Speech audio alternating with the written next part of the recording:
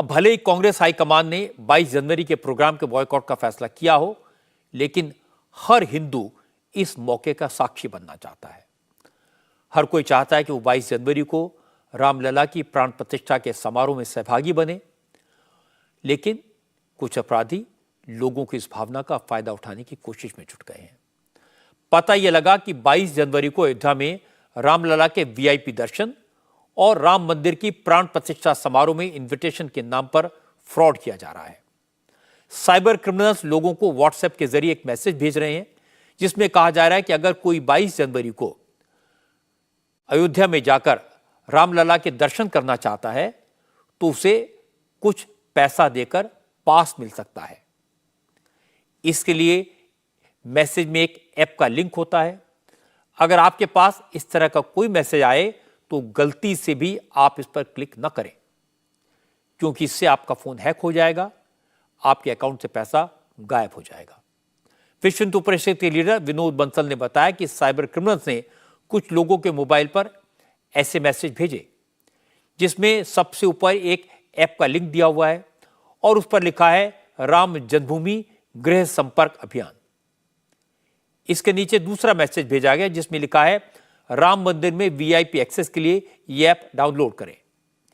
इस लिंक को क्लिक करते ही और ऐप को डाउनलोड करते ही एक और व्हाट्सएप मैसेज आता है जिस पर लिखा होता है कांग्रेचुलेशंस, आप लकी हैं, आपको 22 जनवरी को राम मंदिर के इनॉग्रेशन पर वीआईपी एक्सेस मिलता है।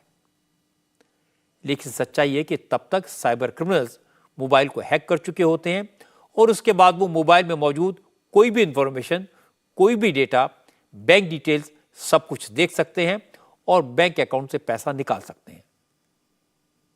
वीआईपी दर्शन का झांसा देकर के जिस तरह से लोग इस ठगी करने का प्रयत्न कर रहे हैं, उनसे लोगों को सावधान रहने की आवश्यकता है।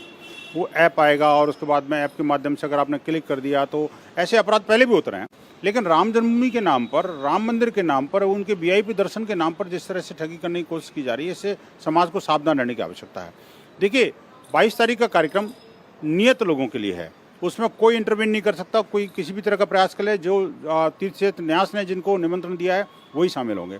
तो इसलिए किसी को इस झांसे में नहीं आना चाहिए कि कोई भी व्यक्ति आपको 22 तारीख को वीआईपी दर्शन करा देगा। वीआईपी दर्शन तो वैसे भी नहीं होने वाले और इस पर बहुत ज़्यादा अलर्ट रहने की आवश्यकता है।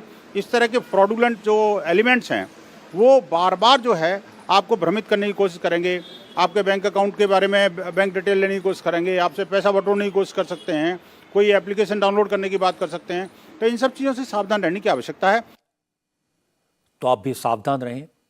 22 जनवरी को अयोध्या नगरी में सिर्फ वही लोग जा पाएंगे जिन्हें इनविटेशन भेजा गया है। हर इनविटेशन पर एक कोड है, इसलिए कोई फर्जी निमंत्रण पत्र भी नहीं बनवा सकता।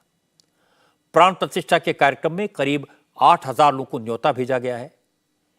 इसके अलावा न किसी को बुलाया जा सकता है और न कोई वहां पहुंच सकता है, इसलिए किसी को झांसे में आने की जरूरत नहीं है। साइबर क्राइम के अपराधियों से बचकर रहने की जरूरत है। दुख तो इस बात का है कि राम मंदिर जैसे पवित्र काम में भी लोग पाप का रास्ता ढूंढ लेते हैं।